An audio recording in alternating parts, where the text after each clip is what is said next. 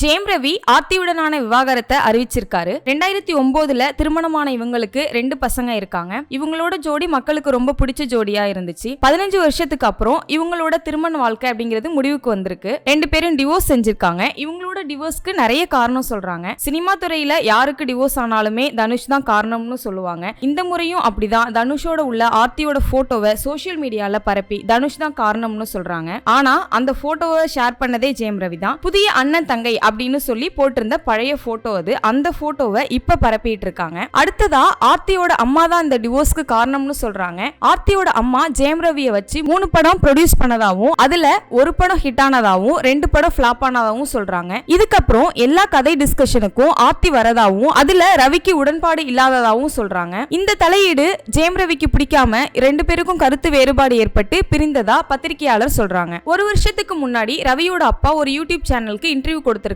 அதுல ஆரம்ப காலகட்டத்துல படங்களை பார்த்து தேர்ந்தெடுத்தோம், அது வெற்றி படங்களாச்சு. ஆனா பிற டைரக்டர் ப்ரொடியூசர்னு போகும்போது அப்பா மாதிரி கேர் எடுத்துக்க மாட்டாங்கன்னு சொல்லியிருக்காரு. அந்த ப்ரொடியூசர் லிஸ்ட்ல ஆர்த்தியோட அம்மாவையும் சேர்த்துதான் சொல்லியிருக்காரு போல.